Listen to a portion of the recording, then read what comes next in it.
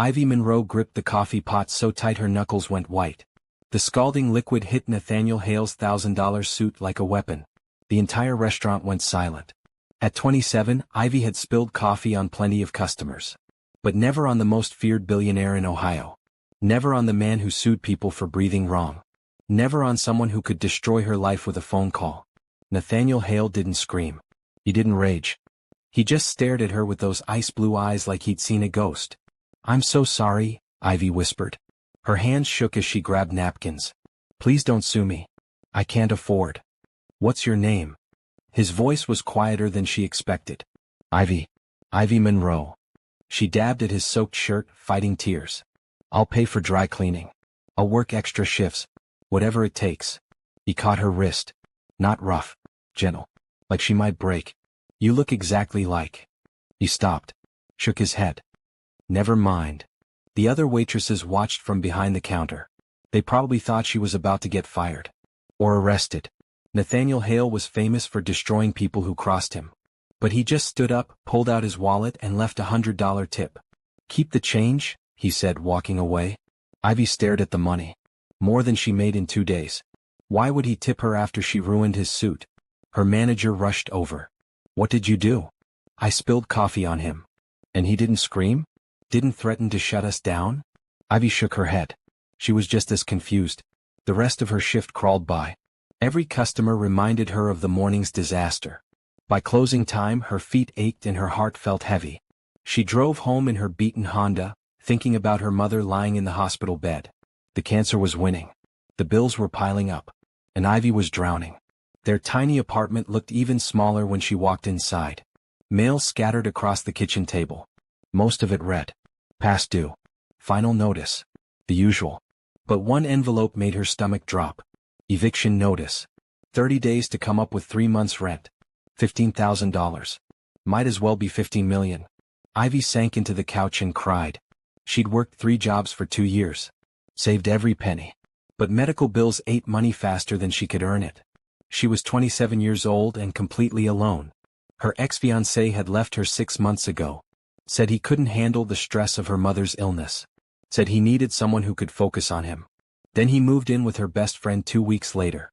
Now she was fighting this battle by herself. Through the window, she noticed a black car parked across the street. Tinted windows. Engine running. It hadn't been there when she got home. As she watched, the car started moving. Slowly. Like whoever was inside didn't want to be noticed. The phone rang, making her jump. "Is this Ivy Monroe?" An unfamiliar male voice. "Who's asking?" "Mr. Hale would like to see you tomorrow. 10 a.m. I'll send a car." The line went dead. Ivy stared at her phone. Nathaniel Hale wanted to see her? The billionaire she'd humiliated with hot coffee? Outside, the black car had stopped again. Right under the streetlight. Someone was watching her. The black Mercedes felt like a spaceship compared to Ivy's Honda. Leather seats that probably cost more than her monthly rent.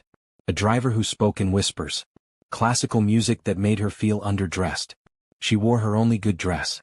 The blue one she'd bought for job interviews. It felt cheap now. Nathaniel Hale's mansion wasn't just big. It was impossible. Fountains and gardens that belonged in movies. Stone walls that could house a small town. Money everywhere she looked. The butler led her through hallways lined with paintings worth more than houses. Her sneakers squeaked on marble floors that reflected like mirrors. She found Nathaniel in his study. He looked different without coffee stains. Powerful. Dangerous. Handsome in a way that made her nervous. "Sit," he said without looking up from his papers. Ivy perched on the edge of a chair that felt like silk. "I have a proposal for you." Her heart hammered. "If this is about the suit, I swear I'll pay. I want you to marry me." The words hit her like ice water. "Excuse me?" He finally looked at her. Those blue eyes that had haunted her dreams. "Not really marry. Pretend. For 6 months. You're insane." "I'm desperate." He stood and walked to the window. "My family is circling like vultures. My business partners are positioning for a takeover. Everyone's waiting for me to die so they can pick apart my empire." Die. He ignored the question. "But if I have a wife, someone who cares about me, the narrative changes. I become human instead of just a target." Ivy's head spun. "Why me?" "Because you spilled coffee on me and apologized. Do you know how long it's been since someone showed me genuine remorse? Real emotion." She thought about her eviction notice. Her mother's medical bills. The black car watching her apartment. I can't pretend to be your wife. I don't know how to be rich. I don't know how to act in your world. You don't need to know. You just need to be yourself. What's in it for me? $5 million. Half up front. Half when the 6 months are over. Ivy's mouth went dry. $5 million. Her mother could have the best doctors. The best treatment. They could buy a house. Maybe even keep it. There has to be a catch. Nathaniel returned to his desk. Pulled out a thick folder. There is. My family will hate you. The media will destroy you. And everyone will assume you're a gold digger who trapped a dying man. Dying? His jaw tightened. I have pancreatic cancer. Stage 4. 12 to 18 months. Maybe less. The words sucked the air from the room. That's why you need a fake wife? Because you're dying? Because I refuse to die alone while my family celebrates. Ivy stared at him. This powerful, frightening man was just as scared as she was. Just as alone. I need time to think. You have until tomorrow morning. The offer expires at noon. She stood to leave, her legs shaking. Ivy? His voice stopped her at the door. I'm sorry about your mother. I know she's sick. Ice crawled up her spine. How do you know about my mother? He didn't answer. She drove home in a daze, her mind racing. $5 million. Enough to save her mother's life. Enough to change everything. But something felt wrong. How did he know about her mother? Why did he really need her? At her apartment, she Googled Nathaniel Hale's medical history. Found articles about his ex-wife's death 5 years ago. Car accident. No children. His brother inherited everything. But there was something else. A photo from their wedding day. Ivy's blood turned to ice. The woman in the wedding dress looked exactly like her. Same dark hair. Same green eyes. Same face. They could have been twins. The phone rang. Have you decided? Nathaniel's voice. Ivy looked at the eviction notice on her table. At the photo on her laptop screen. At the impossible choice in front of her. Yes, she whispered. I'll do it. Good. We announce the engagement tomorrow. Wait. I need to know something. Your wife. She looked like me, didn't she? Silence stretched between them. She was killed, Ivy. Just like they'll try to kill you if they think you're a threat. The line went dead. Through her window the black car was back. And this time someone was getting out. The engagement ring felt like a shackle. Ivy sat in the back of Nathaniel's limousine, staring at the diamond that cost more than her childhood home. Tomorrow the world would know she was engaged to Nathaniel Hale. Tonight she felt like a fraud. The media will be brutal, Nathaniel said, not looking up from his tablet. They'll dig into your past. Your family. Your relationships. Nothing is private anymore. I don't have any secrets. Everyone has secrets. The limo pulled up to his mansion. Cameras flashed from across the street. Someone had leaked the engagement already. How do they know so fast? Money talks. Privacy costs extra. Nathaniel helped her out of the car. His hand was cold. Remember, we're madly in love. You saved me from my loneliness. I gave you the world. Ivy forced a smile as photographers shouted questions. Mr. Hale. When's the wedding? Ivy. How did you meet? Is it true you're a waitress?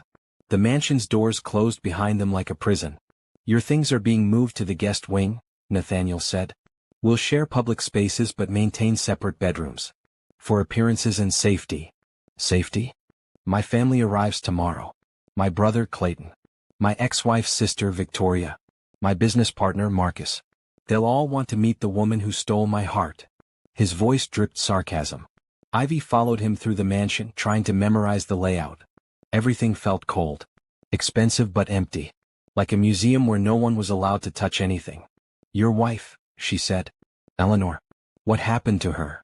Nathaniel stopped walking. She died in a car accident. Brakes failed. Very convenient timing. Convenient for who? For my brother, who inherited her shares in the company. For my business partner, who got control of our overseas investments. For everyone who thought I loved her more than money. They reached the guest wing. Ivy's few belongings looked pathetic in the massive bedroom. Did you? Love her more than money? Nathaniel turned away. I loved her enough to marry her. Apparently, that was enough to get her killed. He left her alone with her thoughts and fears. Ivy unpacked her clothes, hanging her thrift store dresses next to designer gowns that had already been delivered. Everything felt wrong. The bed was too big. The bathroom was too fancy. The windows showed gardens instead of parking lots. She tried calling her mother, but the hospital said she was sleeping. At midnight she heard voices downstairs. Angry voices. Ivy crept to the top of the stairs, staying in the shadows. She's a nobody, Nathaniel. A man's voice. Cold and sharp. A waitress who saw dollar signs. She's my fiancée, Clayton. She's a gold digger. And when you die, she'll inherit everything. We can't let that happen. The will is already changed. Half my fortune goes to Ivy. The other half gets split between charity and the company. Over my dead body. That can be arranged. Silence. Then footsteps. We'll find a way to get rid of her, Clayton said. Just like we got rid of Eleanor. If you touch Ivy, I'll destroy you. You'll be dead. You won't be able to protect anyone. The front door slammed. Ivy pressed herself against the wall, heart hammering. Clayton had admitted to killing Eleanor. And now he was planning to kill her. She tiptoed back to her room, locking the door behind her. The engagement ring felt heavier now. Like a target painted on her finger. Outside her window she could see the black car again. Still watching. Her phone buzzed. A text from an unknown number. Leave now or end up like the last one. Ivy stared at the message, her hands shaking. Someone was threatening her already. Someone who knew about Eleanor. She looked around the expensive room that was supposed to be her sanctuary. The silk curtains, the marble bathroom, the bed big enough for royalty. It all felt like a trap. Another text. We know where your mother is. Ivy's blood went cold. Someone knocked on her door. Soft. Careful. Ivy? It's Nathaniel. She opened the door. He looked tired. Older than his 52 years. I heard voices, she whispered. My brother. Making threats. He killed Eleanor, didn't he? Nathaniel nodded. But I can't prove it. And now he thinks you're the same threat she was. Maybe I should leave. Take the money and disappear. They'll find you. They found Eleanor when she tried to run. Ivy showed him the threatening text. His face hardened. Pack a bag. We're leaving tonight. Where are we going? Somewhere safe. Somewhere they can't reach us. As Ivy threw clothes into a suitcase, she wondered what she'd gotten herself into. A fake engagement had become a real nightmare. And somewhere in the darkness, people were planning her death. Nathaniel appeared in her doorway, car keys in hand. Ready? Ivy looked back at the mansion one last time. At the life she was leaving behind before she'd even started living it. As ready as I'll ever be. They made it halfway to the garage before the lights went out. And in the darkness, someone was waiting for them. The emergency lights cast strange shadows as Nathaniel grabbed Ivy's hand. Stay close, he whispered. Footsteps echoed from the main hallway. More than one person. Moving carefully. Professionally. The panic room, Nathaniel breathed, pulling her toward a hidden door behind his study bookshelf. But the footsteps were getting closer. Mr. Hale? A voice called out. Not Clayton's. Someone else. We need to talk. Nathaniel's grip tightened on Ivy's hand. Marcus. My business partner. Is he dangerous? Everyone in my life is dangerous. They slipped into the panic room just as flashlight beams swept the study. Steel walls surrounded them. Cameras showed the mansion's hallways filled with shadows. How many people want you dead? Ivy whispered. It's easier to count the ones who don't. On the security monitors, she watched 3 men search the house. They moved like hunters. Like they'd done this before. Tell me about Eleanor, she said. Really tell me. Nathaniel leaned against the wall, looking older in the green glow of the monitors. I met Eleanor at a charity gala 7 years ago. She was a kindergarten teacher from Cleveland. Sweet. Innocent. Everything my world wasn't. You fell in love. I fell in obsession. She was the first person who didn't want my money. Didn't care about my reputation. She saw something good in me. Ivy watched the men on the monitors tear apart his study. What happened? We got married 2 years later. Small ceremony. Just family. That's when the problems started. Your family didn't like her. My family saw her as a threat. A nobody who might inherit billions.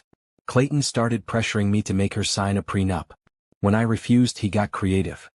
Creative how? Nathaniel's voice turned bitter. Car accidents. Food poisoning. A gas leak in our bedroom. Eleanor survived 3 attempts on her life before the 4th one worked. The brake failure. She was driving to her lawyer. Had evidence about Clayton's gambling debts. About Marcus embezzling from the company. About Victoria's drug problems. Eleanor wasn't as innocent as everyone thought. The men on the monitors left the study heading toward the bedrooms. She was investigating your family? She was trying to protect me. And herself. But they killed her anyway.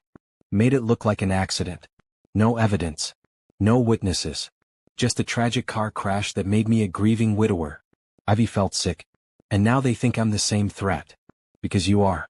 The moment I put that ring on your finger, you became their enemy. On the monitor, one of the men entered her bedroom. Started searching through her things. They're looking for something. Evidence. Recordings. Anything that proves I'm really dying and not faking it for sympathy. Are you? Really dying? Nathaniel pulled up his shirt.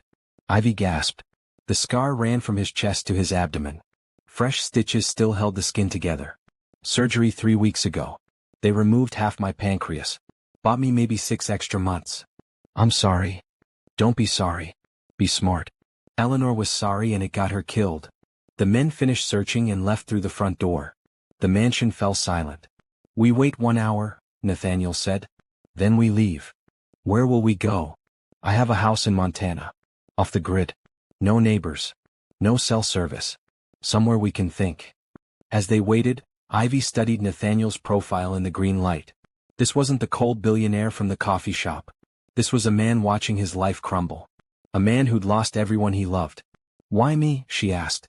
Really? Not the story about spilling coffee. He was quiet for so long she thought he wouldn't answer. Because when I saw you, I saw Eleanor. Not just your face. Your spirit. The way you cared about everyone except yourself. I'm nothing like Eleanor. You're exactly like Eleanor. That's why they'll try to kill you. An hour passed.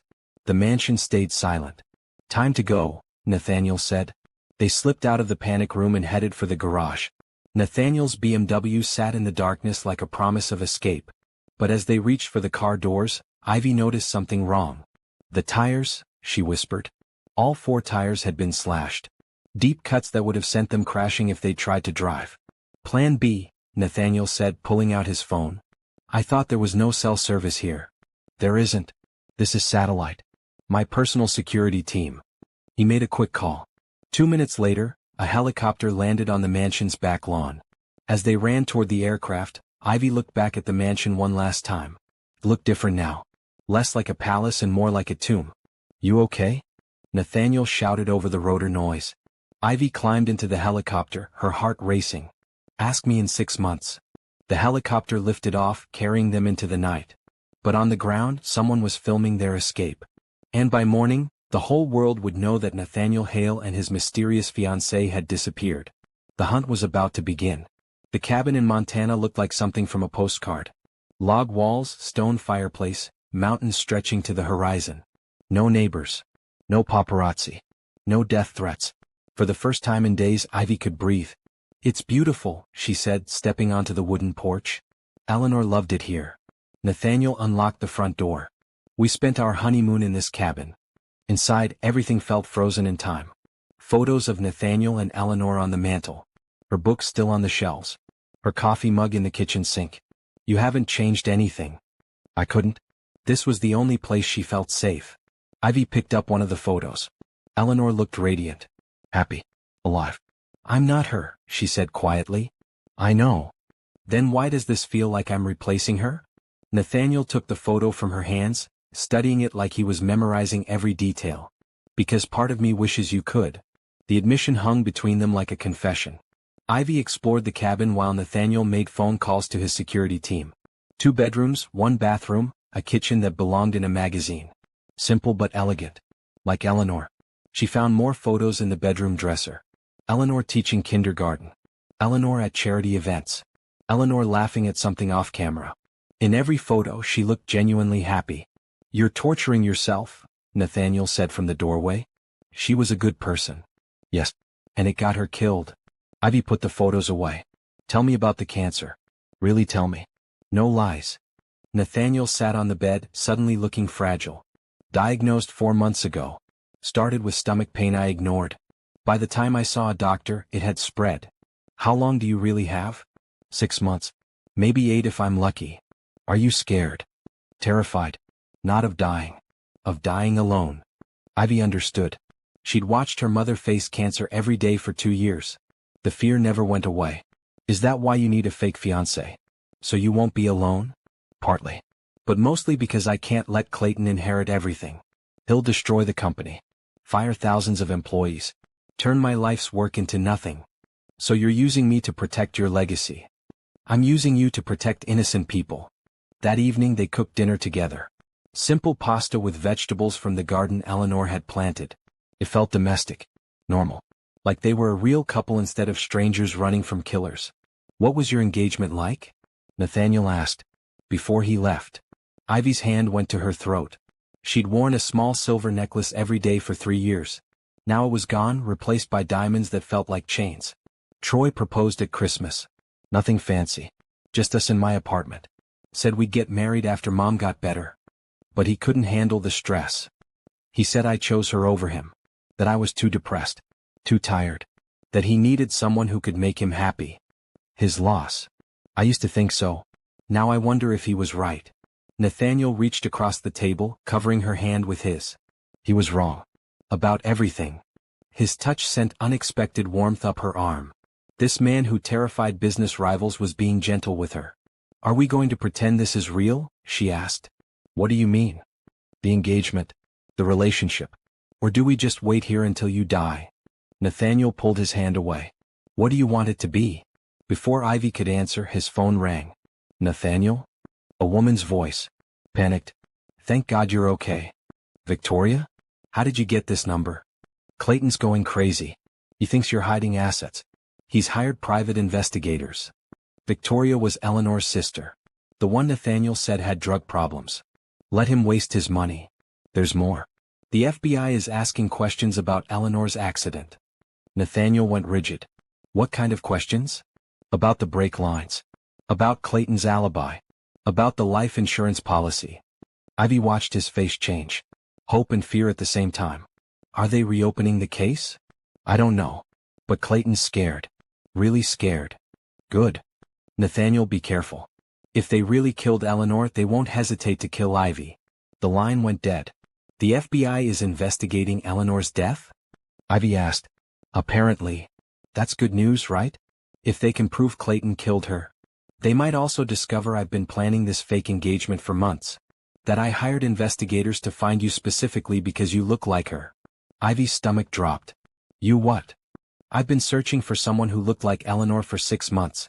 Someone desperate enough to agree to marry a dying man. You targeted me. Yes. The word hit her like a slap. My mother's illness. The eviction notice. You knew about all of it. I needed someone with nothing to lose. Ivy stood up, fury building in her chest. So everything was fake. The coffee shop. The accident. Meeting you was never an accident. No. I was your backup plan. Your replacement, Eleanor. Yes. Ivy walked to the window, staring out at the mountains. Everything made sense now. The generous tip. The marriage proposal. The black car watching her apartment. How long have you been watching me? 3 months. She turned around, tears stinging her eyes. Who am I to you? Really? Nathaniel stood up, looking older and frilier than ever. You're my last hope. For what? For remembering what it felt like to love someone. Before Ivy could respond, car headlights swept across the cabin windows. Someone had found them. And this time there was nowhere to run. The headlights cut through the darkness like searchlights. Nathaniel grabbed Ivy's hand, pulling her away from the window. Back door, he whispered. Now. But Ivy stood frozen, watching 2 figures approach the cabin. Not the professional killers from the mansion. These people moved differently. Carefully but not threateningly. Wait, she said. I think it's the FBI. One of the figures held up a badge, clearly visible in the porch light. Mr. Hale? Agent Sarah Chin, FBI. We need to talk. Nathaniel's shoulders sagged with relief and exhaustion. How did they find us? Ivy whispered. Same way everyone else does. Money leaves a trail. He opened the door to face 2 federal agents. Agent Chin was Asian American, mid-40s, with sharp eyes that missed nothing. Her partner, Agent Rodriguez, looked like he could bench press a truck. Mr. Hale, we're investigating your wife's death. Ex-wife. And it's about time. May we come in? The cabin felt smaller with 4 people inside. Agent Chin studied the photos of Eleanor while Agent Rodriguez took notes. We have new evidence, Chin said.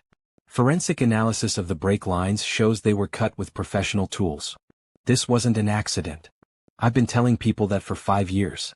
We also have financial records showing your brother Clayton owed $2 million to some very dangerous people. People who don't accept late payments. Nathaniel sat down hard, like his legs couldn't hold him anymore. He killed her for money. We think so. But we need proof. And we need your help. Agent Rodriguez spoke for the first time. We know about the fake engagement, Mr. Hale. Ivy's heart stopped. Excuse me? We've been monitoring your communications. The marriage proposal, the contract, the payments to Miss Monroe. We know it's not real. Nathaniel and Ivy exchanged glances. Are we in trouble? Ivy asked. Not if you help us catch a killer, Chin said. We want you to go back to Ohio. Act like the happy couple. Let Clayton make his move. You want us to be bait. We want justice for Eleanor. Nathaniel coughed into his handkerchief. When he pulled it away there were spots of blood. I'm dying, Agent Chin. I don't have time for elaborate sting operations. Which is exactly why Clayton will act fast. He's getting desperate. Ivy looked between them, her mind racing. What if he succeeds? What if he kills us? We'll have agents watching 24/7. The moment he makes a move, we'll be there. Like you were there for Eleanor? Agent Chen's face hardened. We weren't investigating then. We are now. They spent the next hour going over the plan. Return to Ohio.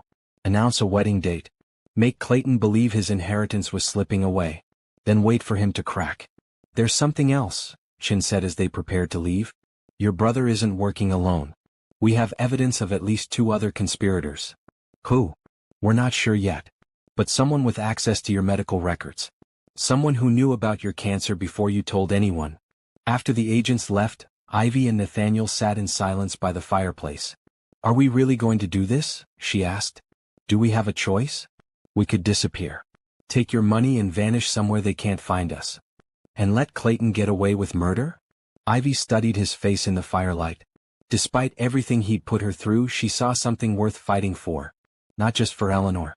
For all the people Clayton would destroy if he inherited the company. There's something I need to know first. What? When you said I'm your last hope, what did you really mean? Nathaniel was quiet for a long moment. I stopped believing in good people after Eleanor died. Stopped believing in love, kindness, second chances. I thought the world was full of predators and victims. And now I think maybe I was wrong. Maybe there are still people worth saving. Worth dying for. His words sent warmth through her chest. Is that what we're doing? Saving people? I hope so.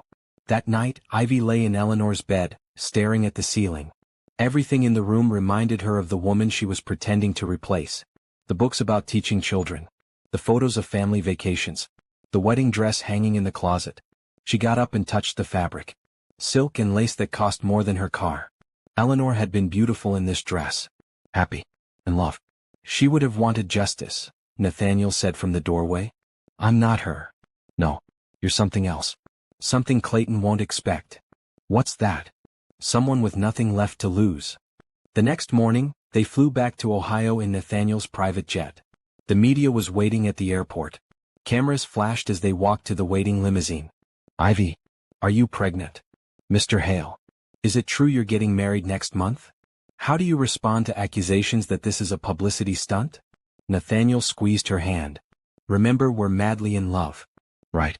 Madly in love with a man who stalked me for 3 months. Details. Back at the mansion, Clayton was waiting in the study. He looked older than Ivy remembered. Thinner. More desperate. Brother? Nathaniel said coldly.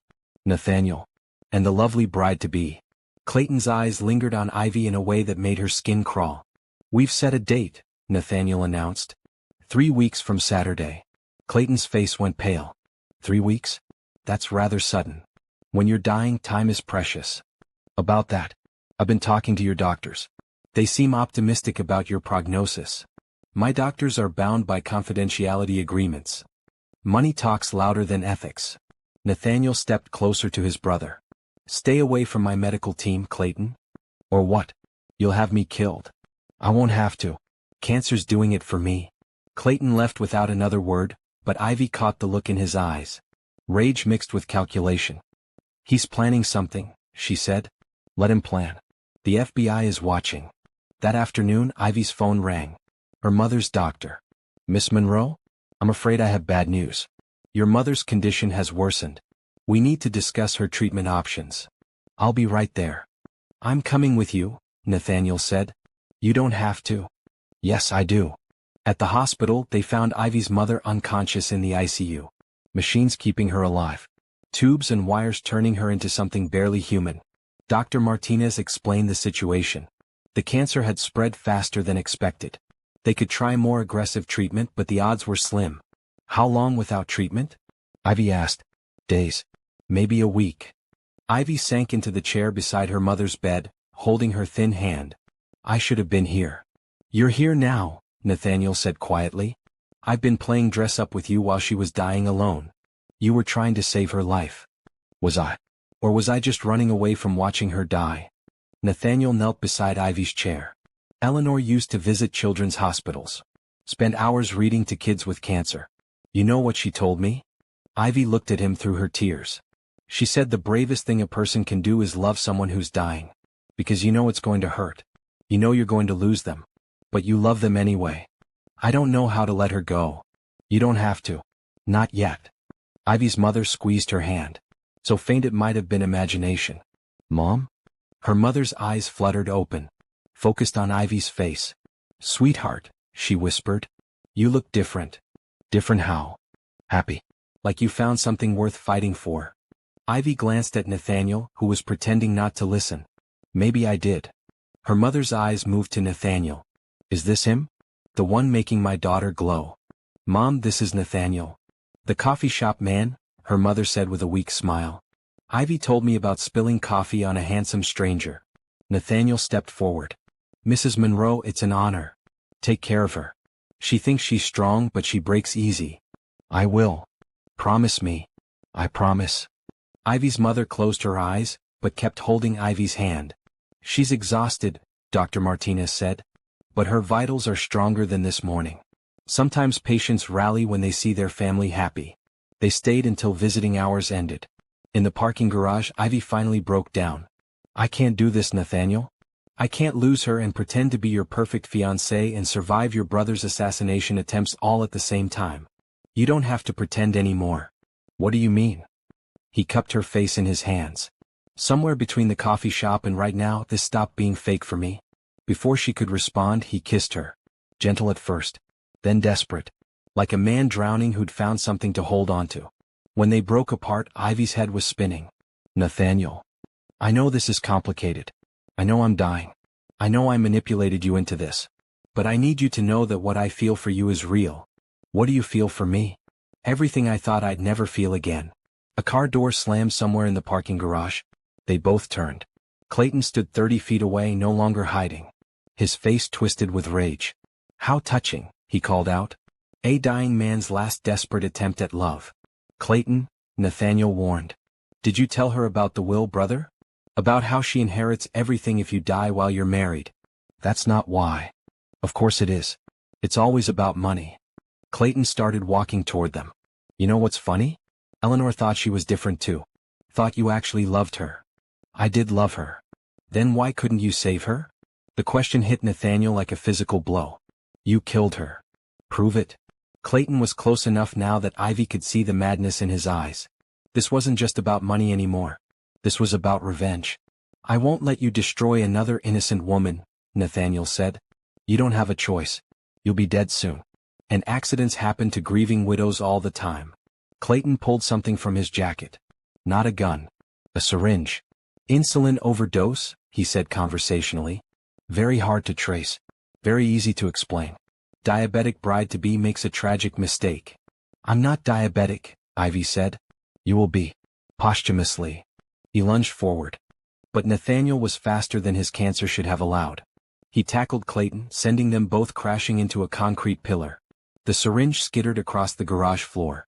Run! Nathaniel shouted. But Ivy couldn't move. Couldn't breathe. Because Clayton was getting up. And Nathaniel wasn't moving at all. Blood pooled beneath Nathaniel's head where it had hit the concrete. Ivy dropped to her knees beside him, pressing her hands against the wound. Nathaniel. Stay with me. His eyes fluttered open. Unfocused but alive. Call 911, he whispered. Clayton stood over them, adjusting his jacket like nothing had happened. Tragic accident, he said calmly. Dying man collapses in parking garage. His grief-stricken fiancée tries to help but it's too late. You're insane. I'm practical. Nathaniel dies tonight. You die tomorrow. Problem solved. Ivy fumbled for her phone, but Clayton kicked it across the concrete. Help, she screamed. Somebody help us. Her voice echoed off empty walls. The hospital parking garage was deserted at 11 p.m. Scream all you want, Clayton said. No one's coming. But he was wrong. Car doors slammed. Running footsteps. FBI. Nobody move. Agent Chin appeared with her weapon drawn, Agent Rodriguez flanking from the other side. Clayton raised his hands, but his expression didn't change. Officers, thank God you're here. My brother collapsed. I think he's having a stroke. Step away from them, Mr. Hale. I'm trying to help. Step away now. Clayton backed off, hands still raised. Agent Rodriguez knelt beside Nathaniel, checking his pulse while calling for paramedics. How did you find us? Ivy asked. GPS tracker in your engagement ring, Chin said. When your heart rate spiked, we came running. There's a syringe, Ivy pointed to where it had fallen. He was going to inject me with insulin. Agent Rodriguez bagged the evidence while paramedics worked on Nathaniel. Concussion, one of them said. Possible skull fracture. We need to get him to surgery. As they loaded Nathaniel onto a stretcher, he grabbed Ivy's hand. Don't trust anyone, he whispered. Not even the FBI. What do you mean? But they were wheeling him away, disappearing into the hospital elevator. Agent Chin put her hand on Ivy's shoulder. You're safe now. Am I? He said someone had access to Nathaniel's medical records. Someone on the inside. Chin's expression didn't change. We're investigating all possibilities. Including FBI agents? Including everyone. Clayton was already in handcuffs, but he looked almost relaxed. This won't stick, he called out. Good lawyers can explain anything. We have you on attempted murder. You have me trying to help my injured brother. The syringe? Could have been his insulin. He's diabetic, you know. Ivy's blood ran cold. Nathaniel's diabetic? Type 2, Clayton smiled. Has been for years. Amazing what you don't know about your fiancé. Agent Rodriguez shared a look with Chin. We'll sort this out at the station, Chin said. But Ivy could see doubt creeping into their eyes. At the hospital, Ivy paced the surgery waiting room while agents questioned staff members. Clayton's lawyer had already arrived. Expensive suit, confident smile. The kind of man who made problems disappear. Dr. Martinez found her around 3 a.m. Your mother's awake. She's asking for you. Ivy rushed to the ICU. Her mother looked tiny in the hospital bed, but her eyes were clearer than they'd been in weeks. Where's Nathaniel? Surgery. He was hurt protecting me. Her mother nodded like this made perfect sense. That's what good men do. They protect the people they love. Mom, I don't know if he really loves me. This whole thing started as a business arrangement. Honey, I've been married twice and engaged 4 times. I know what love looks like. What does it look like? Like a man who'd rather die than watch you get hurt. Through the ICU window, Ivy could see Agent Chin talking on her phone. Her expression was grim. I have to go, Mom. But I'll be back. Be careful, sweetheart. When someone's desperate enough to kill, they don't stop until they succeed. In the hallway, Agent Chin intercepted her. Clayton made bail. How is that possible? Good lawyers. No prior record. Respected businessman. The judge bought his story about trying to help his brother. What about the syringe? It was Nathaniel's insulin. Clayton's story checks out. Ivy felt the world tilting. So he's free to try again? We're watching him. Round-the-clock surveillance. Like you watched Eleanor? Agent Chen's jaw tightened. That was different. Was it? Or are you just better at making excuses now? A doctor in surgical scrubs approached them. Family of Nathaniel Hale? How is he? Ivy asked. Stable. The surgery went well. He's lucky. A few more minutes and the brain swelling could have been fatal. Can I see him? He's sedated, but yes. Room 314. Nathaniel looked broken in the hospital bed. Bandages wrapped his head, tubes connected him to machines. But he was breathing. Ivy took his hand, surprised by how cold it was. I'm here, she whispered. You're safe. His fingers twitched. His eyes opened, struggling to focus. Ivy? Right here. Clayton? Out on bail. But the FBI is watching him. Nathaniel tried to sit up, wincing with pain. No. You don't understand. Clayton's not the mastermind. What do you mean? Someone else is calling the shots. Someone who knew exactly where we'd be tonight. The FBI was tracking us. Someone told Clayton we'd be at the hospital. Someone who knew your mother was dying. Ivy's mind raced. Only a few people knew about her mother's condition. The doctors, nurses, Agent Chin. Who else has access to your medical records? She asked.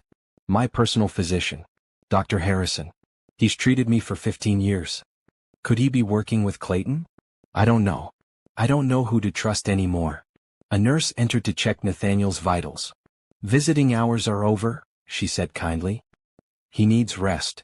As Ivy prepared to leave, Nathaniel gripped her hand tighter. Promise me something. What? If something happens to me, don't trust the will. Don't trust the money. Get as far away from my family as possible. Nothing's going to happen to you. Promise me. I promise. She kissed his forehead and left him to sleep. In the parking garage, Agent Chen was waiting by her car. Miss Monroe, I think you should come with us tonight. Protective custody. I'm not leaving Nathaniel alone. He has security. You don't. I can take care of myself. Like Eleanor could?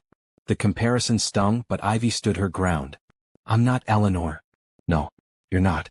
Eleanor was smart enough to be scared. Ivy drove home alone, checking her mirrors every few blocks. No black cars. No obvious surveillance. But that didn't mean she was safe. At her apartment, everything looked exactly as she'd left it. But something felt wrong. The air smelled different. Like someone else's cologne. Someone had been inside. She grabbed a kitchen knife and searched every room.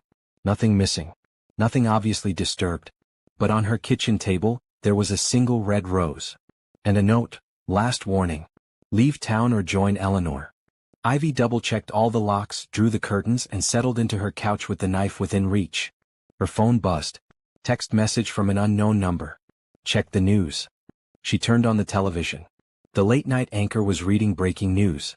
Billionaire Nathaniel Hale was injured tonight in what police are calling a domestic dispute with his brother Clayton. Sources close to the family suggest the fight was over Hale's recent engagement to former waitress Ivy Monroe. The story painted her as a gold digger who had torn apart a family. Clayton was portrayed as a concerned brother trying to protect his dying sibling from a manipulative woman. By morning the narrative would be set. Ivy Monroe, the villain. Her phone rang. Ivy, it's Victoria. Eleanor's sister. What do you want? To help. Meet me tomorrow at Eleanor's grave. No. Come alone. Why? Because I have proof that Clayton killed her. And I think you're next. The line went dead. Ivy stared at her phone, weighing her options. Trust Victoria, who might be trying to help. Or ignore her and wait for the next assassination attempt. Outside she could hear a car engine idling. Someone was watching. Again. Eleanor's grave sat on a hill overlooking the city. Ivy knelt in the grass, reading the simple headstone, Eleanor Rose Hale. Beloved wife, teacher, friend. No mention of how she died. No hint of the violence that ended her life. She would have liked you. Ivy turned. Victoria stood a few feet away, holding white roses. She looked like Eleanor but sharper. Harder around the edges. How do you know? Because you're nothing like the women who usually chase Nathaniel's money. Victoria placed the roses on the grave, her hands shaking slightly. You said you had proof about Clayton. I do. Victoria pulled out her phone, scrolling through photos. Pictures from the night Eleanor died. Clayton at a bar across town when he claimed to be homesick. Ivy studied the timestamp. 3 hours before Eleanor's accident. This proves he lied about his alibi. It proves more than that. See the man he's talking to? In the background, partially hidden by shadows, a tall man in an expensive suit. Who is he? Marcus Webb. Nathaniel's business partner. Also the man who hired the mechanic who worked on Eleanor's car that week. Ivy's blood went cold. Marcus was involved? Up to his neck. Eleanor found out he'd been embezzling from the company. She was going to expose him. Why are you telling me this now? Victoria sat on the grass beside Eleanor's grave. Because I loved my sister. And because I'm tired of being scared. Scared of what? Of ending up like her. They've been threatening me for years. Keeping me quiet with money and fear. Ivy noticed the expensive clothes, the designer purse, the diamond bracelet. They've been paying you? Hush money. $100,000 a year to stay quiet about what Eleanor told me before she died. What did she tell you? Victoria's voice broke. That if anything happened to her, I should look at the insurance policies. Not the life insurance. The business insurance. What business insurance? Nathaniel's company has a $50 million key man policy on his life. If he dies, the company gets $50 million. But if he's married when he dies, the money goes to his wife. Ivy felt sick. So if I marry him and he dies, you inherit $50 million.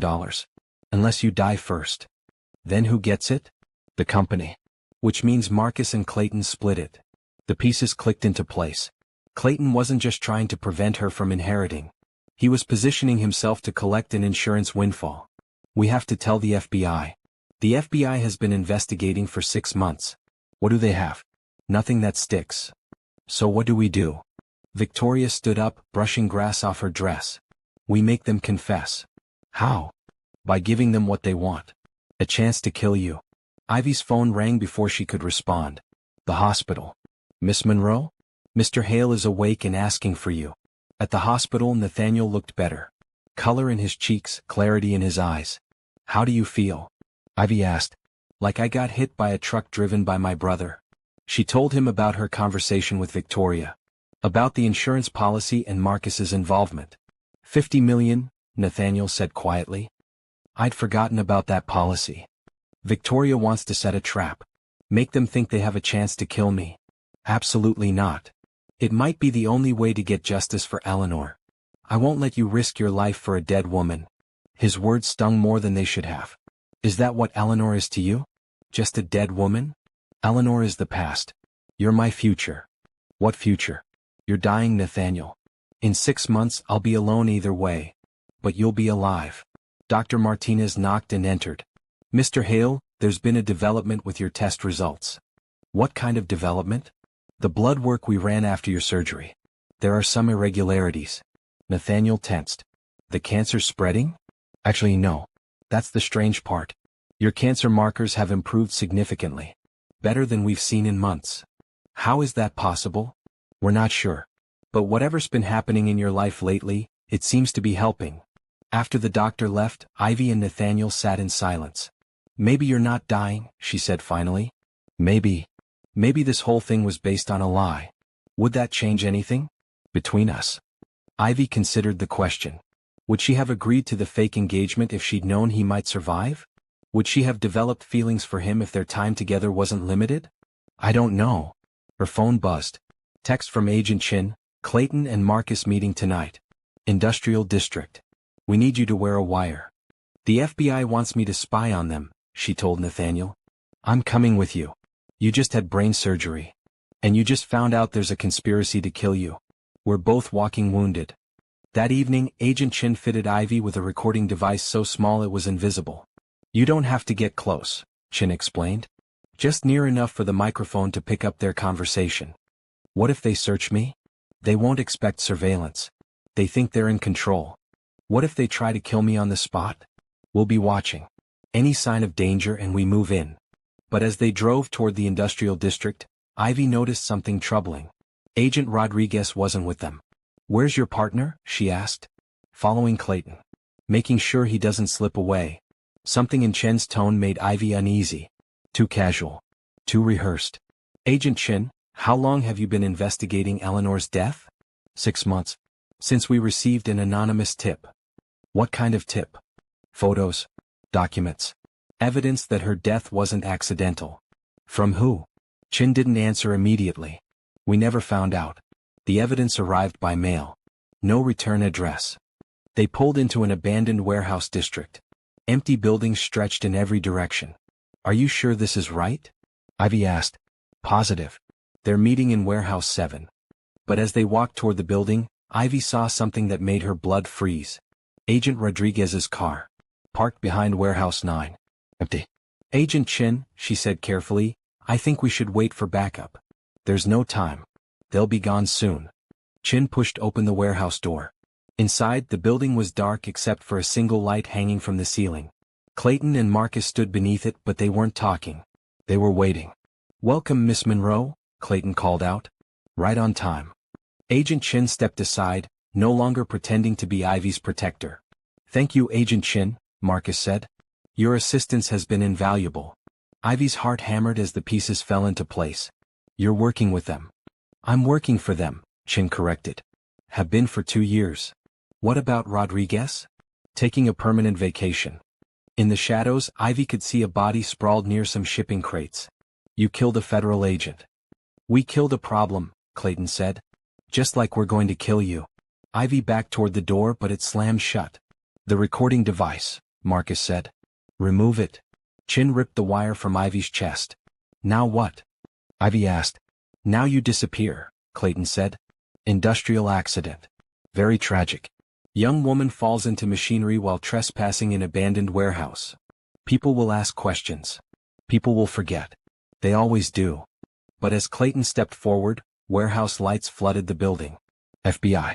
Nobody move. Real agents poured through every entrance. Not Chin's corrupt team. Fresh faces. Clean badges.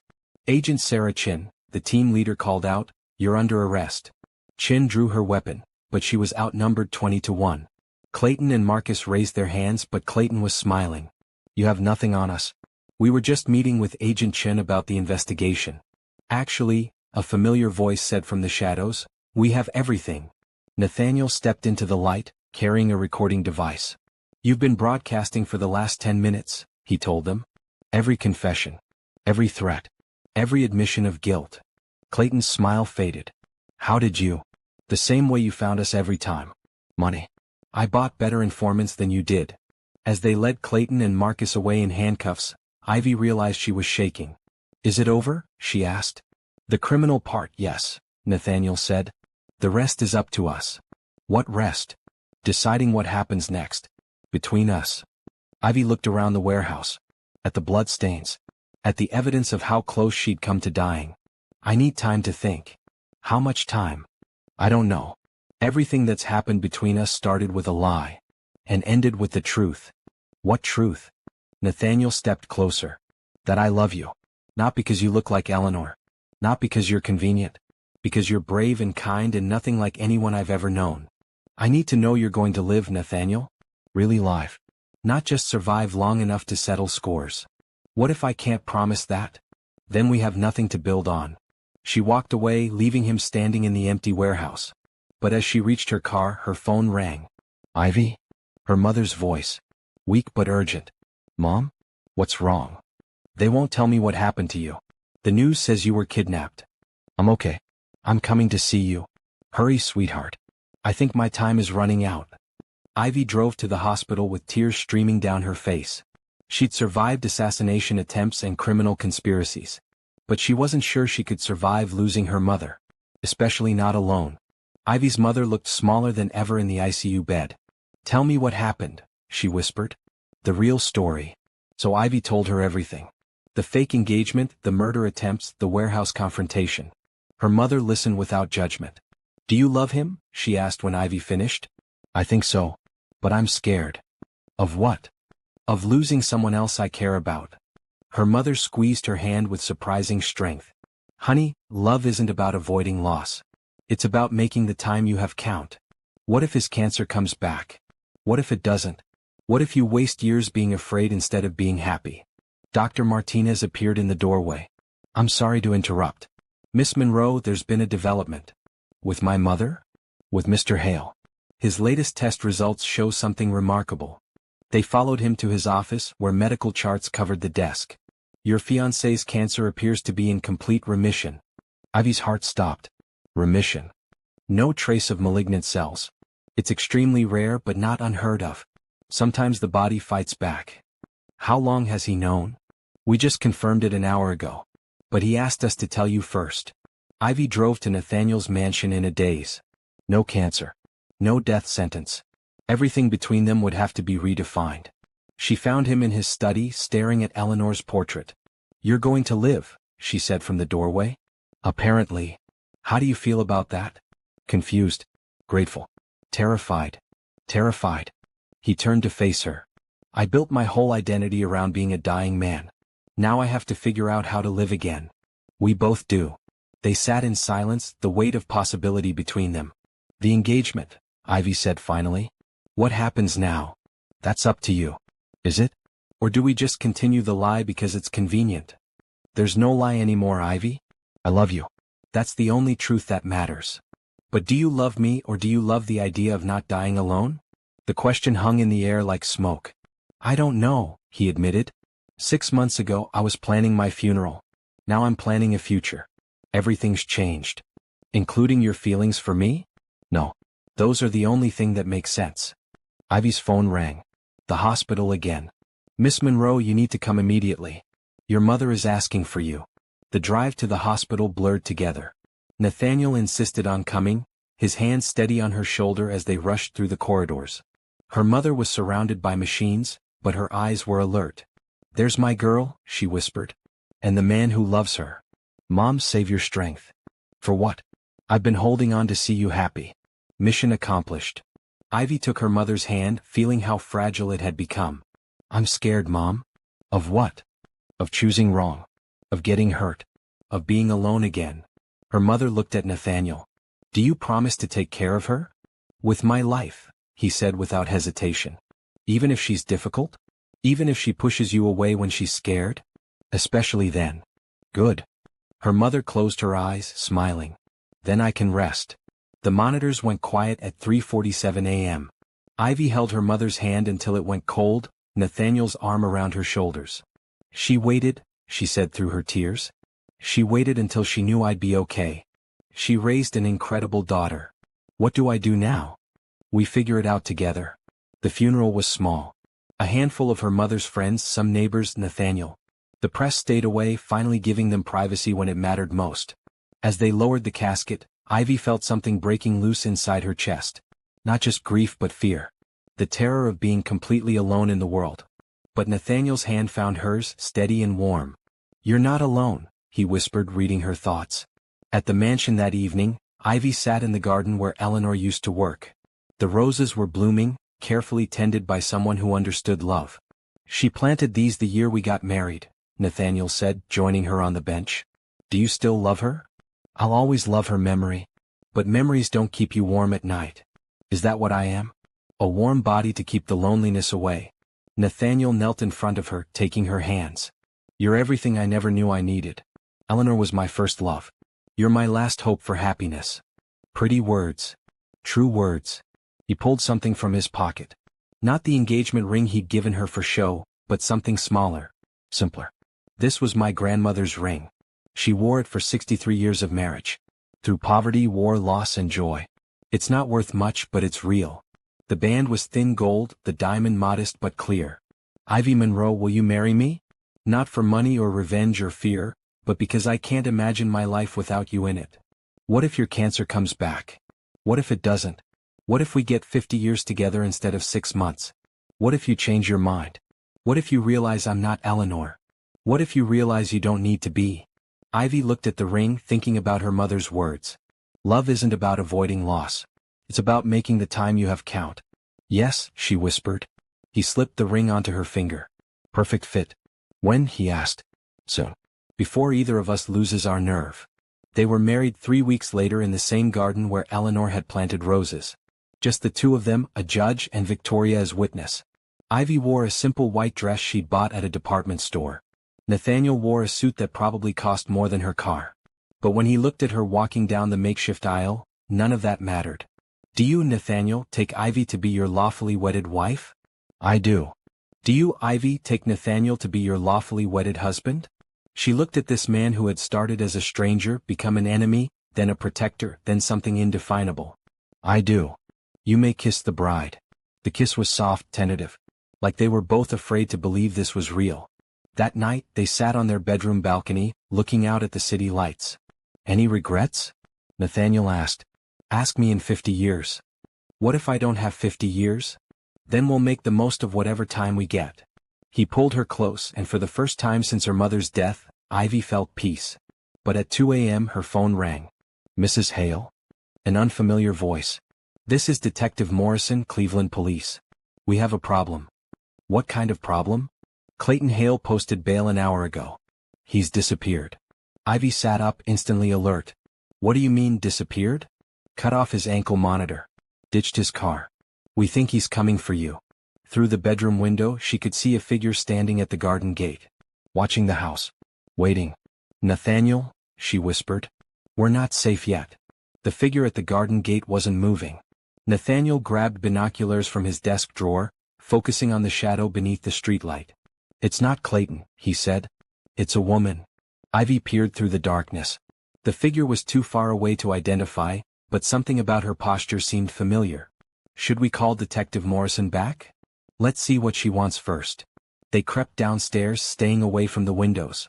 The mansion's security system showed all entrances secure, but that hadn't stopped people before. Nathaniel opened the front door cautiously. "Who's there?" The woman stepped into the light. "Agent Rodriguez. Alive." "Jesus," Nathaniel breathed. "We thought you were dead." "I was supposed to be." Rodriguez limped toward them, blood staining her shirt. "Chin left me for dead in that warehouse. Big mistake." Ivy helped her inside, noticing the bullet wound in her shoulder. "We need to get you to a hospital." "No hospitals. Too easy to track." Rodriguez collapsed onto the couch. "Clayton's coming. Tonight. He has help." "What kind of help?" "Marcus may be in jail, but he has connections. Hired killers. Professional cleanup crew." Nathaniel poured Rodriguez a glass of water, his hands shaking slightly. "How many?" "At least 3. Maybe more. They're not going to make this look like an accident." "Then we run. Get as far away as possible. They'll find you. These people don't give up." Rodriguez pulled out her phone, showing them a text message. "Target confirmed. Moving in at dawn." "For hours," Ivy said. "What do we do?" "We end this." Rodriguez struggled to sit up. "I've been gathering evidence for months." "Real evidence?" "Financial records, phone calls, video surveillance." "Evidence of what?" "Everything. Marcus embezzling millions. Clayton hiring the mechanic who sabotaged Eleanor's brakes. Chin taking bribes. All of it."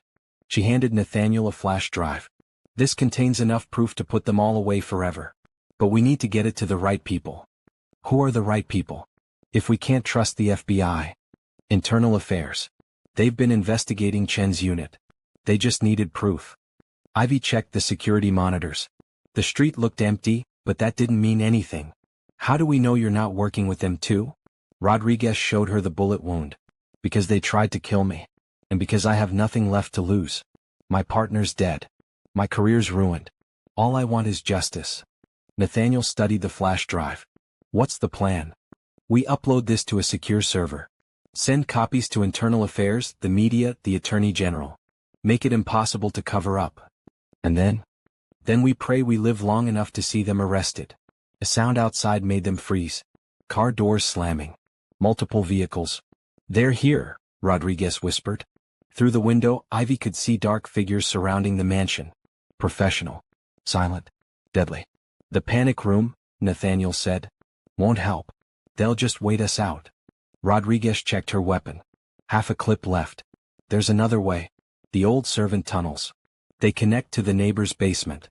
"What servant tunnels?" "This house is over 100 years old. Built when rich people needed secret ways to move around." Nathaniel led them to the kitchen, moving aside a heavy cabinet to reveal a hidden door. "Eleanor found these during renovation. We never used them." The tunnel was narrow, dusty, filled with spider webs. They crawled through darkness, following Rodriguez's flashlight. Behind them, glass shattered. The killers were inside. "Faster," Rodriguez urged. The tunnel seemed endless.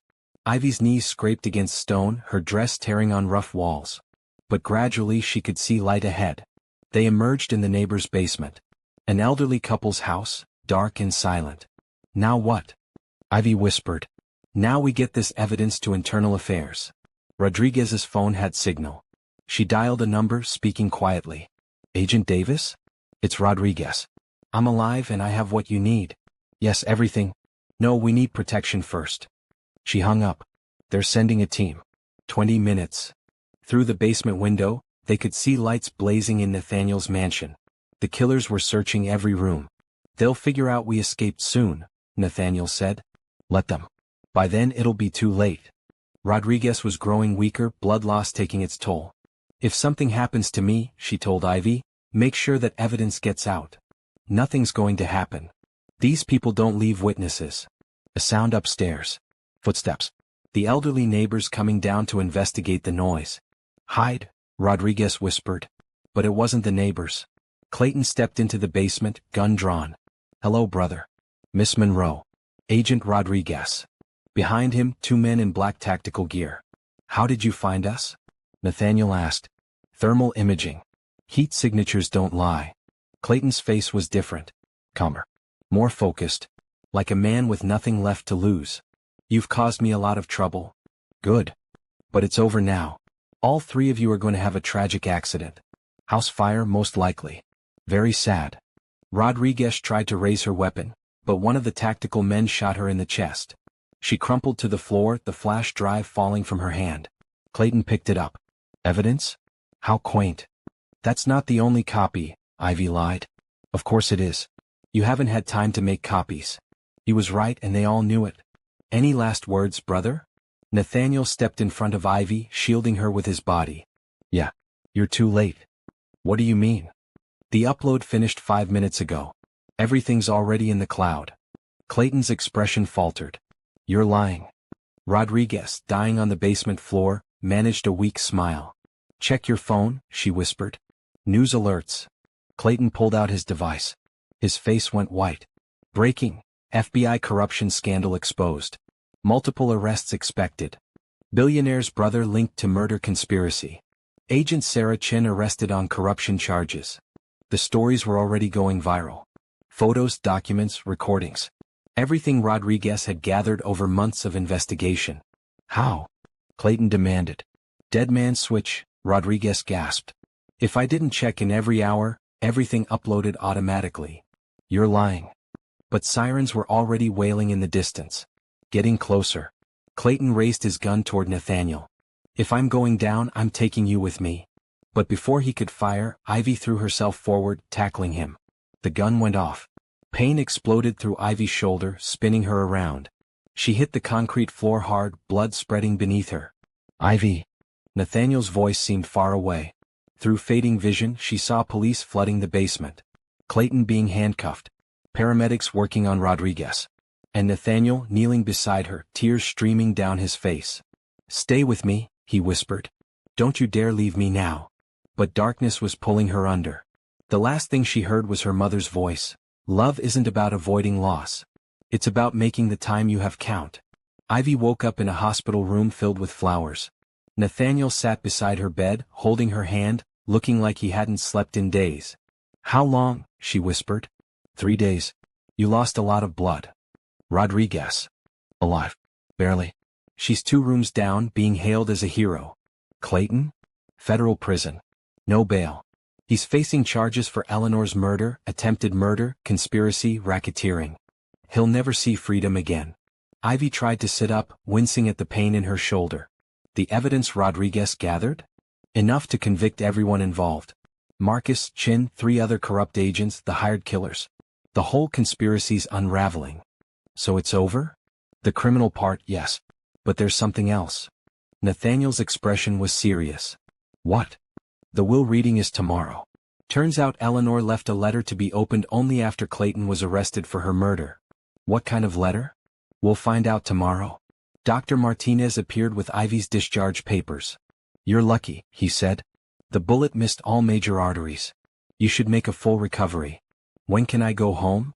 "Today if you promise to take it easy." "Define easy." "No more tackling armed killers for at least 6 weeks." Despite everything, Ivy laughed. At the mansion, reporters crowded the gates. The story had become international news. Billionaire's brother arrested in murder plot. Waitress becomes hero, FBI corruption exposed. "How do you feel about the attention?" Nathaniel asked as they drove past the cameras. "Like I want to disappear." "We could. Take the money and vanish somewhere quiet." "Is that what you want?" "I want whatever makes you happy." That evening Victoria visited. She looked different. Younger. Like a weight had been lifted from her shoulders. "I testified to the grand jury today," she said. "Told them everything Eleanor confided in me before she died." "How does it feel?" Ivy asked. "Like I can finally breathe. For the first time in 5 years." "What will you do now?" "Start over. Maybe go back to school.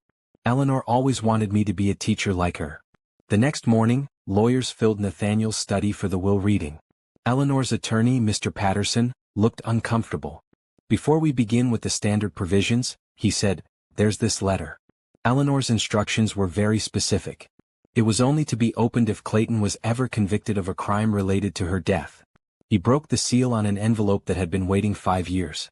If you're reading this, he began, then Clayton has been caught. I'm probably dead, but at least there's justice. Ivy felt Nathaniel tense beside her. I know someone killed me because I discovered too much. Financial records, phone calls, evidence of embezzlement and fraud. I hid everything in a safe deposit box at First National Bank, box 427. The key is taped under my jewelry box in the bedroom. Patterson paused. There's more. If I die and if Nathaniel remarries someone who truly loves him, I want them to have everything. Not the money, money can't buy happiness. But the foundation I was planning. The children's charity. The teacher scholarships. All the good we could have done together. Tears were streaming down Nathaniel's face. Tell my husband that love doesn't end with death. It continues in the choices we make. Choose happiness, Nathaniel. Choose hope. Choose life. The letter was signed, All My Love, Eleanor. The safe deposit box contained over $50 million in recovered embezzled funds, Patterson continued.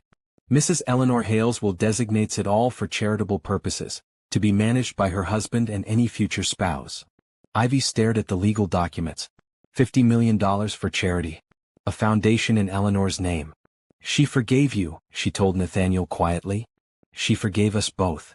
The Eleanor Hale Foundation opened 6 months later. Ivy stood at the podium, looking out at a room full of teachers, social workers and child advocates. Eleanor believed that every child deserves a chance at happiness, she said. Today we're making that belief a reality. The foundation would provide scholarships for future teachers, fund classroom supplies, and support children from difficult backgrounds. In the audience, Nathaniel beamed with pride. His cancer remained in remission. Their marriage grew stronger every day. We're also announcing a new program, Ivy continued. The Second Chances Initiative. For young adults aging out of foster care who need help starting their lives. The crowd applauded. These were Eleanor's people. Teachers who cared more about their students than their salaries. Social workers who fought for the forgotten. After the ceremony, Ivy and Nathaniel walked through Eleanor's garden. The roses were in full bloom. She would have loved this, he said. She did love it. That's why she made it possible. Do you think she knew? That we'd find each other? I think she hoped. The same way my mother hoped I'd find someone to take care of me. They sat on the bench where he'd proposed. The modest diamond on Ivy's finger caught the sunlight. Any regrets? He asked. You could have married someone your own age. Someone without all this baggage. Someone boring, you mean? Someone safe. Safety's overrated. Besides, who else would let me tackle armed killers? That's never happening again. We'll see. Their first year of marriage had been a whirlwind. Criminal trials, media attention, foundation work. But through it all they'd built something real. What do you want our life to look like in 10 years? Nathaniel asked. Quiet. Normal. Maybe some kids running around this garden. You want children? Eleanor's foundation helps a lot of kids who need homes. Maybe we could provide one. The idea of adoption had been growing in Ivy's mind for months. All these children aging out of foster care, needing families, needing love. You'd want to adopt? I'd want to give some kid the chance my mother gave me. Nathaniel kissed her forehead. Eleanor would approve. What about you? I can't think of anything that would make me happier. That evening they hosted a small dinner for Rodriguez, who was retiring from the FBI. The bullet had left her with limited mobility, but her spirit was unchanged. What's next for you? Ivy asked. Teaching. Criminal justice courses. Maybe I can train the next generation to be better than we were. You were plenty good. You risked everything for the truth. Only after I let Eleanor down. That's something I'll have to live with. Eleanor's not gone, Nathaniel said. She's in the foundation, in the kids we help, in the good that comes from tragedy. Rodriguez raised her glass. To Eleanor. And to second chances. To second chances, they echoed. After Rodriguez left, Ivy and Nathaniel sat in the study where it all began. Where he'd first proposed the fake engagement that became real love. Do you ever wonder what would have happened if I hadn't spilled that coffee? Ivy asked. Every day. And? I think we would have found each other somehow. Maybe not through coffee but through something else. Why? Because some people are meant to save each other. Ivy curled up beside him on the couch, thinking about the journey that brought them together. Her dying mother, his terminal diagnosis, a fake engagement that became real hope. "Are we saved now?" she asked. "We're getting there." Her phone buzzed. Text from an unknown number. "Mrs. Hale, my name is Marcus. I'm 15 and aging out of foster care next month. I heard about your Second Chances program. Can you help?" Ivy showed Nathaniel the message. "What do you think?" she asked. "I think Eleanor's still working miracles." Ivy typed back, "Come see us tomorrow? We'd love to meet you." The response came immediately, "Thank you. I was losing hope." "Not anymore," Ivy typed. "Hope is what we do." She looked at Nathaniel, this man who'd started as a stranger and become her anchor. "Ready for the next chapter? With you?" "I'm ready for anything." Outside, snow was beginning to fall, dusting Eleanor's garden with white. The roses had gone dormant for winter, but their roots ran deep. Come spring they'd bloom again. Just like hope. Just like love. Just like second chances. Marcus arrived the next morning carrying everything he owned in a duffel bag. 15 years old but with the eyes of someone much older. The kind of guarded expression Ivy recognized from her own mirror during hard times. "Thank you for seeing me," he said formally like he'd practiced the words. "Thank you for reaching out," Ivy replied. "That takes courage." They sat in the garden, though the roses were dormant now. Marcus kept glancing around like he expected to be kicked out any moment. "Tell us about yourself," Nathaniel said gently. "Not much to tell. Been in the system since I was 7. Good grades, no trouble. Just know where to go when I turn 18 next month. What do you want to do with your life?" "College maybe. Business degree. I want to help kids like me." Ivy and Nathaniel exchanged glances. This boy reminded them both of someone fighting against impossible odds. "The foundation can help with college," Ivy said. "Scholarships, living expenses, whatever you need." "But?" Marcus asked, sensing hesitation. "But we're wondering if you'd like something more," Nathaniel said. "A place to call home while you figure things out." Marcus went very still. "You mean like live here?" "We mean like family," Ivy said softly. The boy's careful composure cracked. Tears spilled down his cheeks. "Why would you want me?" "Because everyone deserves a chance," Nathaniel said. "And because we have room in our hearts for one more." That afternoon, they drove Marcus to collect his few belongings from the group home. Other kids watched from windows, hope and envy mixed on their faces. "This feels wrong," Marcus said. "Leaving them behind." "It's not wrong to accept help," Ivy said. "But maybe someday you'll be in a position to offer it to someone else." "Is that what happened with you too? Someone helped you?" Ivy thought about her mother's sacrifices, Nathaniel's unexpected kindness, Eleanor's posthumous generosity. "People helped us, yes. Now we're passing it forward." At the mansion they showed Marcus to his room. Not the guest wing but a proper bedroom in the family section. Nathaniel had spent the morning removing business files and adding furniture that belonged to a teenager. "This is really mine?" Marcus asked. "For as long as you want it to be," Nathaniel said. That evening they had their first family dinner. Marcus ate like he was afraid the food might disappear, then caught himself and slowed down. "Sorry? Old habits." "No need to apologize," Ivy said. "We all have old habits." "What were yours?" "I used to hoard money," Nathaniel admitted. "Kept it all locked away where no one could touch it. And now? Now I've learned that money's only useful when you share it." "What about you, Mrs. Hale?" "I used to think I wasn't worth saving," Ivy said. "Took me a long time to learn different." Marcus nodded like this made perfect sense. "How did you learn?" "Someone showed me I was wrong. Someone who saw value in me when I couldn't see it myself." Later, after Marcus had gone to bed, Ivy and Nathaniel sat in the study planning his future. School enrollment, college applications, family activities. "Are we doing the right thing?" Ivy asked. "Taking in a teenager? Probably not. But it feels right." "Eleanor would approve?" "Eleanor would be leading the adoption paperwork charge." 3 months later, the legal adoption was finalized. Marcus Hale officially became their son, with all the rights and responsibilities that entailed. At the courthouse, surrounded by friends and foundation staff, Marcus seemed overwhelmed. "I don't know what to say." "You don't have to say anything," Ivy told him. "Just be happy." "What if I mess this up?" "Then you'll fix it. That's what families do." The local news covered the story: billionaire couple adopts teenage foster child. But for once, the media attention felt positive. Messages poured in from other families considering adoption. from former foster kids who'd made good, from teachers who saw hope in Marcus's story. "We're getting requests," Rodriguez told them over dinner. She'd become a regular visitor, almost like a grandmother to Marcus. "What kind of requests?" "Other kids. Foster children who've heard about Marcus. They're asking if you might have room for more." Ivy looked around the mansion. 23 bedrooms. Endless space. Resources to spare. "What do you think?" she asked Nathaniel. "I think Eleanor's foundation is about to get very busy." Within a year they'd adopted 3 more children. Sarah, 16, who wanted to be a doctor. Carlos, 14, who had a gift for music. And Jenny, 12, who loved horses and mathematics in equal measure. The mansion filled with laughter, arguments, homework sessions, and teenage drama. Everything Ivy had never experienced growing up as an only child with a sick mother. "Do you miss the quiet?" Nathaniel asked one evening after mediating a fight between Marcus and Carlos about college applications. "Never," Ivy said. "This is what home sounds like." At the Foundation's second annual gala, Ivy spoke about their growing family. "Eleanor believed every child deserves love," she told the audience. "We're proving her right, one adoption at a time." In the audience, their 4 kids beamed with pride. Marcus had grown 3 inches and gained confidence to match. Sarah was already taking college prep courses.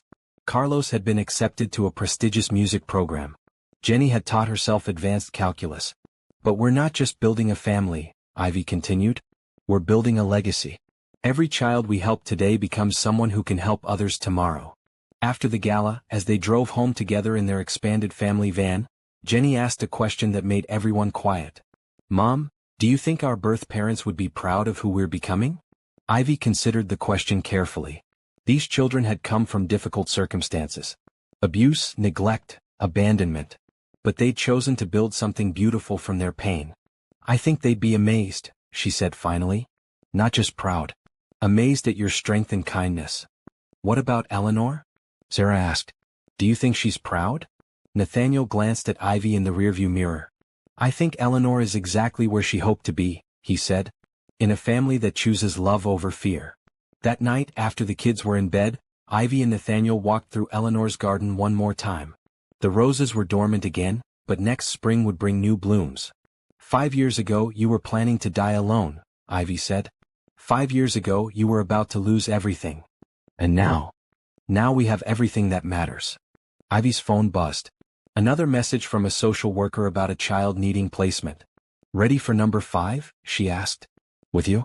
"I'm ready for whatever comes next." They walked back toward the house, where 4 children slept safely in beds that belonged to them. Where love had grown from the ashes of tragedy. Where hope had become a family business. 10 years later, Ivy stood in the same garden where Eleanor had once planted roses. But now it looked different. Playground equipment in one corner. Vegetable patches tended by small hands. A tree house that Nathaniel had built with Marcus, who was now 25 and running his own nonprofit. The Eleanor Hale Foundation had grown beyond anyone's dreams. 12 group homes, 3 residential schools, and a college scholarship program that had helped over 1,000 kids. "Mom?" 8-year-old Lucas came running from the house. Their youngest adoption, a boy who'd come to them 3 years ago speaking only Spanish and trusting no one. "What is it, Mijo?" "Sarah's on the phone from medical school. She got matched to the pediatric program." Ivy's heart swelled with pride. Sarah, their once timid 16-year-old, was now 26 and becoming the doctor she'd always dreamed of being. In the house, the phone was passed around like a celebration. Carlos, now a professional violinist, was visiting with his new wife. Jenny, 22 and working as a math teacher, had brought her fiancé for Sunday dinner. "Tell her congratulations from all of us," Ivy said when the phone reached her. "Mom," Sarah's voice was emotional. "None of this would have happened without you and Dad. It happened because you worked for it. It happened because someone believed in me when I couldn't believe in myself." After dinner, as the adult kids shared stories and the younger ones played, Nathaniel pulled Ivy aside. "Happy? Overwhelmed? In the best way. Any regrets? We could have had a quiet life. Traveled the world. Slept past 6 a.m. Ivy laughed. "And missed all this chaos?" "Never." They watched Lucas teaching his newest foster brother how to throw a football. The newest addition was 6-year-old David, who'd been with them for 2 months and was still learning to trust that this wasn't temporary. 17 kids, Nathaniel mused. Eleanor would be amazed. She'd be organizing them all into reading groups. Agent Rodriguez, now 75 and walking with a cane, approached them. "Mind if an old woman joins the conversation?" "You're not old, you're distinguished," Ivy said, hugging her. "I'm old enough to give sage advice whether you want it or not." "What's your advice?" Rodriguez looked around at the sprawling family gathering. "This. What you've built here. This is how you change the world. One kid at a time." As the evening wound down and the extended family prepared to leave, Marcus lingered. "Can I talk to you both?" They sat on the porch where it all began. Where Nathaniel had first proposed, where they'd planned their life together. "I've been thinking about Eleanor," Marcus said. "What about her?" "I never got to thank her. For what she set in motion. If she hadn't fought against Clayton, hadn't left that evidence, none of us would be here." "You can thank her," Ivy said. "Every day. By living the life she made possible." "Is that what you do?" "That's what we all do. We honor the people who believed in us by believing in others." Marcus nodded, understanding passing between them. "Speaking of which," he said, grinning, "Maya and I are hoping to adopt. There's a little girl, 3 years old, who needs a family." Ivy's eyes filled with tears. Marcus had met Maya through foundation work. Both of them former foster kids who'd found each other in love. "Oh, Marcus. We want to name her Eleanor. If that's okay with you." Nathaniel's voice was rough with emotion. "It's more than okay." After Marcus left, Ivy and Nathaniel walked through their quiet house. Photos covered every wall. School plays, graduations, weddings, family vacations. The visual story of love multiplied. "Look at this," Ivy said, stopping at a picture from 5 years ago. All their kids arranged around Eleanor's gravestone on the anniversary of her death. They visited every year, bringing flowers and sharing updates, telling her about grades and achievements and dreams coming true. "She knows," Nathaniel said. "Somehow, she knows what grew from her sacrifice." In their bedroom, Ivy found a letter on her nightstand. Nathaniel's handwriting. "What's this?" "Something I've been working on." The letter was addressed to Eleanor. "Dear Eleanor, 10 years ago you told me to choose happiness, choose hope, choose life. I thought I understood what you meant. I was wrong. You weren't just asking me to survive. You were asking me to become someone worth surviving for. Someone who could take the love you gave me and multiply it until it touched lives you'll never know. Today 17 children call me Dad. They sleep safely in beds that exist because you fought for justice. They dream dreams that are possible because you believed in second chances. Ivy calls me your last hope. But she's wrong too. We're not your last hope. We're your first success. The beginning of something that will outlive us all. Marcus is adopting a little girl. He's naming her Eleanor. That makes me cry every time I think about it. Your name will live on in a child who might never have existed without your sacrifice. Sarah saves children's lives every day as a doctor. Carlos brings beauty into the world through music. Jenny teaches mathematics to kids who think they're not smart enough to learn. Each of them is proof that your death meant something. But it's more than that. It's the ripple effect. The kids they help will help others. The love we give gets passed forward, generation after generation. You planted seeds in a garden you'd never see bloom. But Eleanor, if you could see it now, it's beautiful beyond imagination. Thank you for loving me enough to let me go. Thank you for showing me that real love isn't possession. It's liberation. I'll see you again someday. But not yet. I still have work to do. Children to raise. Love to share. Hope to spread. Your last hope became a living legacy. With all my love and gratitude, Nathaniel. Peace. Ivy says to tell you the roses are beautiful this year. Ivy wiped tears from her cheeks. When did you write this? I've been working on it for months. I wanted to get it right. Are you going to leave it at her grave? I thought I would. On the anniversary next month. Ivy folded the letter carefully. She would love this. How do you know? Because it's exactly what she hoped for. Not just that you'd survive, but that you'd thrive. That night, they lay in bed listening to the sounds of home. Lucas having a nightmare in the next room, quickly comforted by David. The hum of the dishwasher running after family dinner. The distant sound of teenagers talking quietly in the hallway. Do you think we'll adopt more? Nathaniel asked. Probably. There are always more kids who need families. Are you tired? Of the chaos, the responsibility, the constant noise? Ivy considered the question seriously. Some days were overwhelming. Teenage drama, homework battles, college anxiety, dating concerns. The logistics of raising 17 children, even with help, could be exhausting. Sometimes, she admitted. But then I remember what silence felt like before. when I thought I was going to lose everything and die alone. And now I know what abundance sounds like. Not money. Love. 6 months later, they stood in Eleanor's garden surrounded by 3 generations of chosen family. Marcus and Maya held baby Eleanor, just adopted and already loved beyond measure. Sarah had brought her boyfriend, a fellow doctor who looked at her like she hung the moon. Carlos played violin while Jenny's daughter danced. The foundation's latest annual report showed record numbers. 2,000 children helped in the past year. Hundreds of adoptions facilitated. Millions of dollars in scholarships distributed. But the statistics didn't capture the real story. The real story was in David's laughter as Lucas pushed him on the swing Nathaniel built. In Sarah's gentle hands examining a scraped knee. In Jenny patiently explaining fractions to her younger siblings. The real story was love multiplied exponentially. Speech, someone called out. Speech, others joined in. Ivy found herself in the center of the gathering, surrounded by faces that had become her definition of family. I'm not good at speeches, she began. You're great at them. Marcus called out. What I want to say is this, 10 years ago I spilled coffee on a stranger. Best accident of my life. Laughter rippled through the crowd. But it wasn't really an accident, was it? It was Eleanor working behind the scenes making sure we found each other.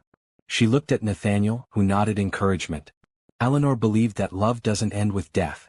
It continues in the choices we make.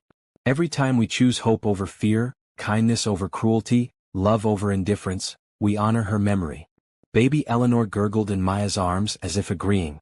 This family exists because a kindergarten teacher from Cleveland believed that everyone deserves a second chance at happiness.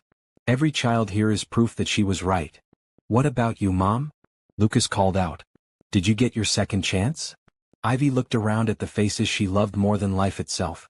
At Nathaniel, who had started as a desperate stranger and become her anchor.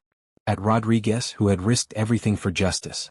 At Victoria, who had found peace in helping others. At 17 children who had transformed a mansion into a home. Mijo, she said to Lucas, this isn't my second chance. This is my first real life. As the sun set over Eleanor's garden, painting the sky in shades of rose and gold, 3-year-old Eleanor took her first steps. Right toward the memorial stone that bore her namesake's inscription. Beloved wife, teacher, friend. Maya caught the toddler just as she reached the stone, her small hand patting the marble like she was saying hello.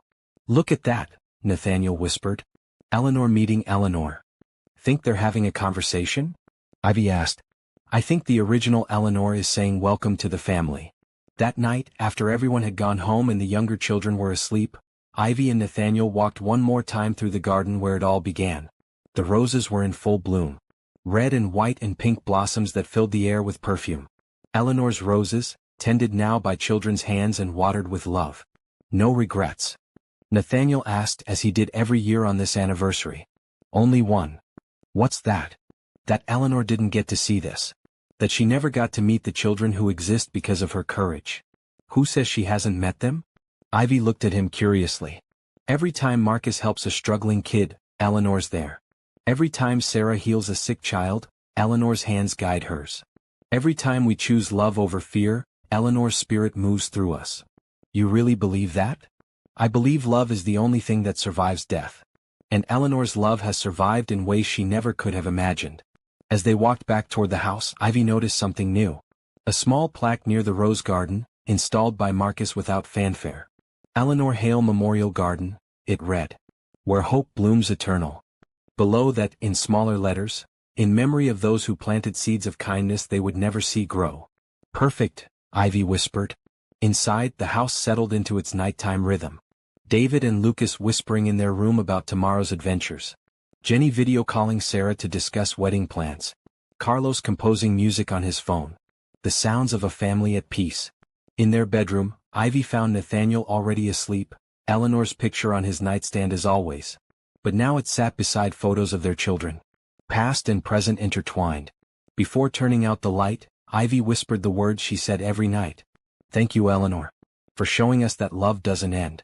It begins again. Outside, the roses released their fragrance into the darkness, carrying hope on the wind. And in the distance, if you listen carefully, you might hear the sound of children laughing. The sound of Eleanor's legacy, alive and growing. The sound of love that conquered death and bloomed eternal. The Billionaire's last hope. A story about second chances, chosen family, and the power of love to transform tragedy into triumph. Sometimes the greatest inheritance isn't money or property, but the courage to love again and again and again.